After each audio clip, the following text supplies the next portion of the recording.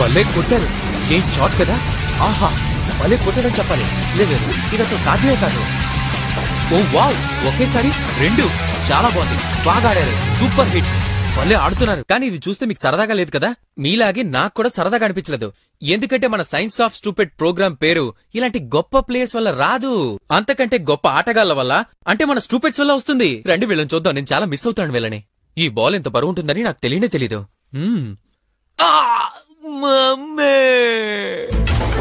ఇలాంటి షాట్ కొట్టేవాడి మొహం పచ్చడి చేయాలి. భలే షాట్ కొట్టాడులే. ఇక ఈ దెబ్బకి ఎవడైనా అబ్బా అనాల్సిందే.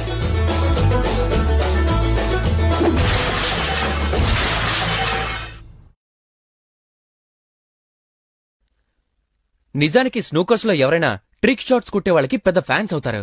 నాకు ఎలాంటి షాట్స్ అంటే ఇష్టం తెలుసా? అందులో బాల్ ఇలా కొడితే అది ఎగిరి పాట్లో పడుతుంది కదా. కానీ అలాంటి షాట్ కొట్టాలంటే మీరు న్యూటన్స్ థర్డ్ లాలోని యాక్షన్ ఇంకా రియాక్షన్ ని అర్థం చేసుకోవడం చాలా అవసరం. నేను కూడా అర్థం చేసుకోవడానికి ప్రయత్నించాను.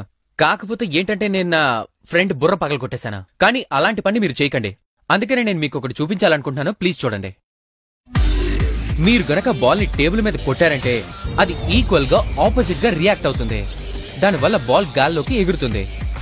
క్యూ ఇంకా టేబుల్ మధ్య ఉన్న యాంగిల్ ఎంత పెద్దదిగా ఉంటే బాల్ అంత చక్కగా గాల్లో ఎగురుతూ వెళ్తుంది.